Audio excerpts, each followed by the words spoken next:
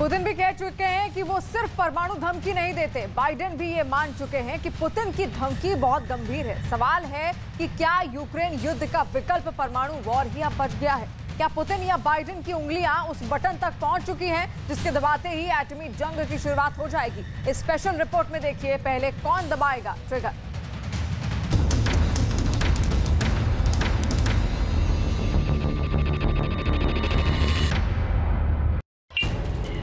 Внимание, расчет. Пуск.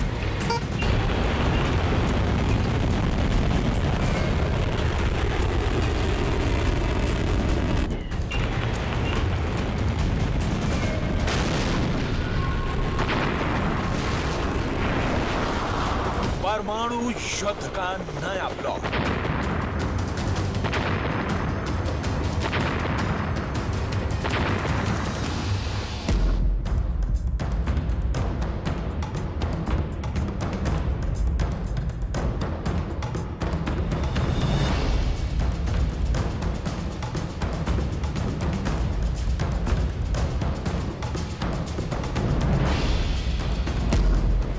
Zelensky को मिला एटमी स्टॉक।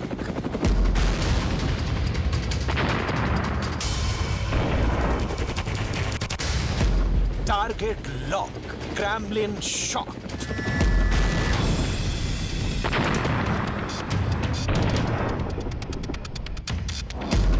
ज़ेलेंस्की को न्यूक्लियर गारंटी।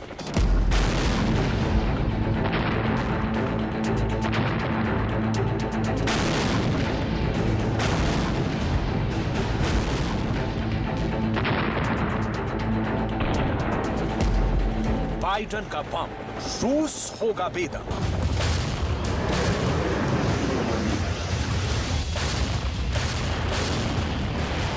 यूक्रेन की जमीन पर रूसी सेना पिछले 8 महीनों से मिसाइलों से आग बरसा रही है। फाइटर जेट की गरज सुनाई दे रही है। तोपों का दम दिख रहा है। यूक्रेन के ज्यादातर शहर खंडहर हो चुके हैं। यूक्रेन बेगुनाहों का कब्रिस्तान बन चुका है।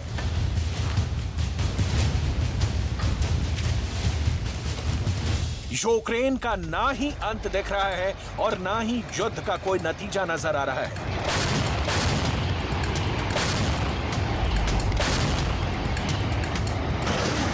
और अब वो वक्त आ चुका है जब दो महाशक्तियों में टक्कर होने जा रही है। मैदाने जंग होगा यूक्रेन।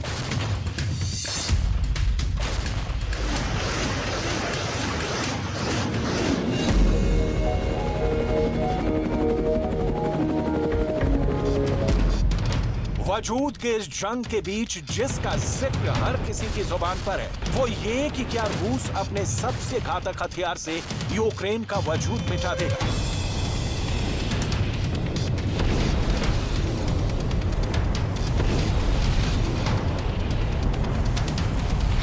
शहर के शहर नेस्तनाबूद कर देगा। परमाणु हथियार के वार से कई नस्लों का बर्बादी वाला मुस्तकबिल लिख देगा। रूस की पहली मिसाइल की गरज जिस दिन यूक्रेन के आसमान में सुनाई दी थी उस सुबह से अब तक हर कोई एक सवाल को दोहराया जा रहा है कि क्या रूस परमाणु बम को इस जंग में इस्तेमाल करने वाला है? क्या मैदानी जंग में रूस को विजय परमाणु बम दिलाएगा? इस सवाल का जवाब खुद व्लादिमीर पुतिन अपने भाषणों में दे चुके हैं, या यूं कहें कि अपने परमाणु बम से विध्वंस फैलाने का डर हर उस देश तक पहुंचाने की पुतिन कोशिश कर चुके हैं जो जंग के मुहाने पर खड़े यूक्रेन के लिए रसद या हथियार की कमी पूरी कर रहा है। पुतिन के पास 10,000 किलोमीटर रेंज वाली RS-24 मिसाइल भी है। पुतिन के पास 8,000 किलोमीटर रेंज वाली बुलावा मिसाइल भी है जो पनडुब्बी से दागी जाती है। पुतिन के पास Tu-95 और Tu-160 जैसे सुपर बॉम्बर भी हैं। युद्ध खुले मैदान का हो तो विजय आसान है। दुश्मन पानी में हो तो भी जंग जीती जा सकती है, लेकिन एटम बम के साथ हो तो युद्ध अमिट निशान दे जाता है। यूक्रेन में सीरियल मिसाइल हमलों के बाद अब परमाणु बमों के अटैक की बात की जा रही है। पुतिन ने कई बार ये कहा है कि वो जब भी परमाणु अटैक की बात करते हैं तो वो कोई झांसा नहीं होता है। यानी पुतिन की परमाणु वाली धमकी खोखली नहीं होती। उनका परमाणु वाला ट्रेलर दुनिया देख चुकी है। उनका परमाणु बम वाला बयान पूरा नेटो बहुत गंभीरता से ले रहा है। जहां पुतिन ने एक के बाद एक मिसाइल अटैक कर यूक्रेन को थर्रा दिया था और अमेरिका के राष्ट्रपति बाइडेन यूक्रेन के साथ कंधे से कंधा मिलाकर युद्ध में साथ देने की बात कर रहे थे।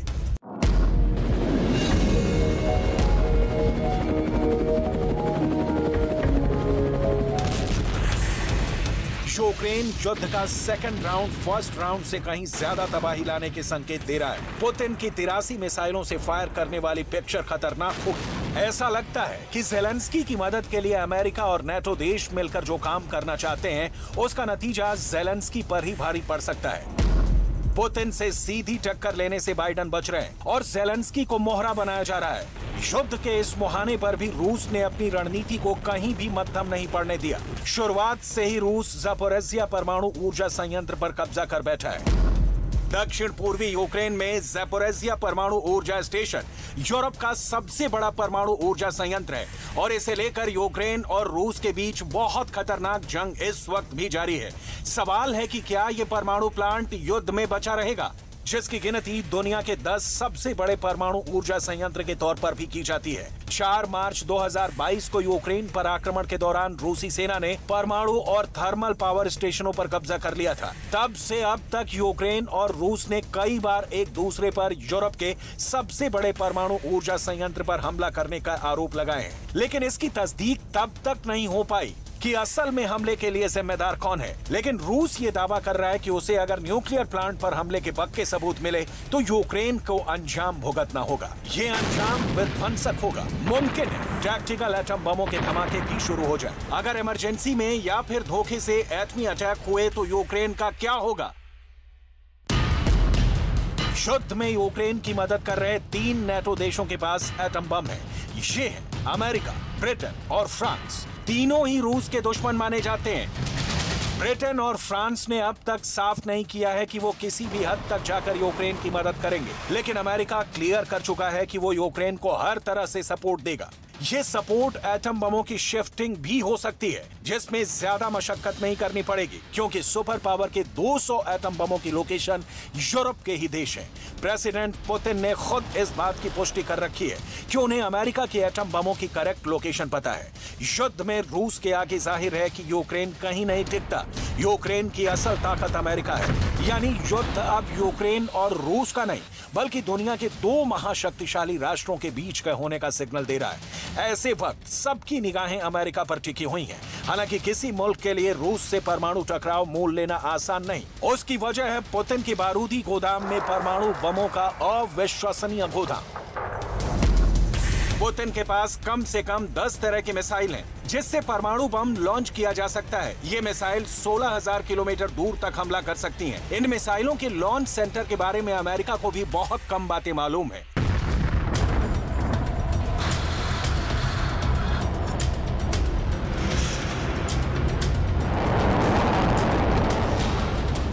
जाहिर है मैदान में उतरने से पहले जंग दिमाग में जीती जाती है। जंग में परचम लहराने के लिए जितना जरूरी होता है हथियार, उससे कहीं ज्यादा जरूरी होती है युद्ध नीति। मैदानी जंग में हमला कहां से होगा, कैसे होगा, कब होगा, अगर ये तय है तो युद्ध में जीत के आसार नजर आने लगते हैं। लेकिन ये बात हुई जमीन की।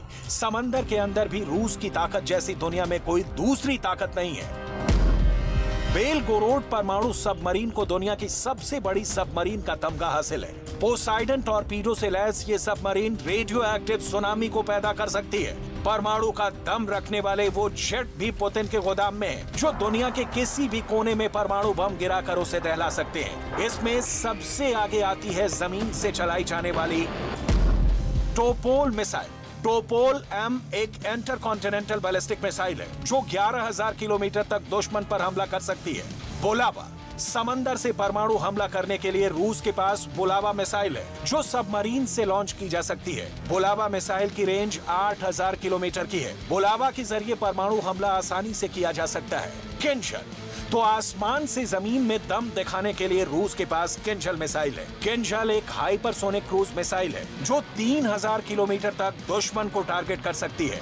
किंजल आवाज की रफ्तार से 10 गुना तेजी से हमला करती है।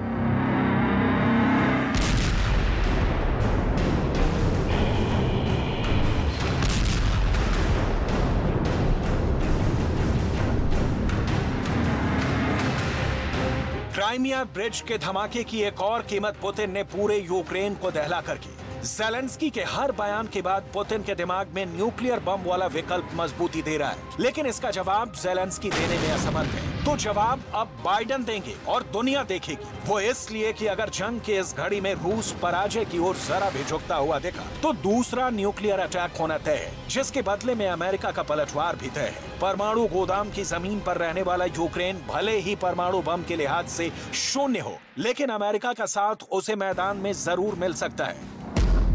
दुनिया में जितने परमाणु हथियार हैं, उनका 85% सिर्फ रूस और अमेरिका के पास है। मतलब आंकड़ों के हिसाब से रूस के पास 5977 परमाणु हथियार हैं, तो वहीं अमेरिका के पास 5428 परमाणु हथियार हैं।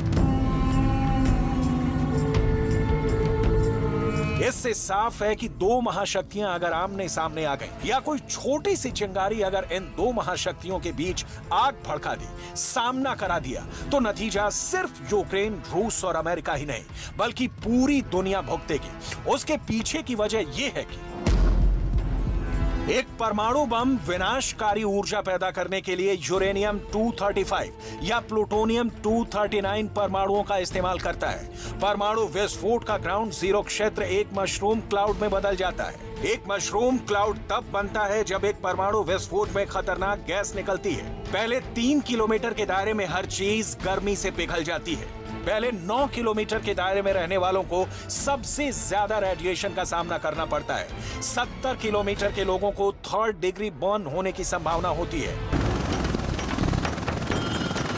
अमेरिका के दम पर भले ही यूक्रेन जंग के मैदान में हो, लेकिन हकीकत यह भी है कि परमाणु हथियारों को ज़ेलेंस्की के हाथ सौंपने का जोखिम अमेरिका मोल नहीं लेगा। रूस से एटमी इंतकाम लेने का वक्त आया भी तो ट्रिगर सुपर पावर ही दबाएगा। इसे नहीं भूलना चाहिए कि अमेरिका दुनिया का इकलौता मुल्क है जिसने परमाणु विनाश लीला से इंसानों को रूबरू करवाया है।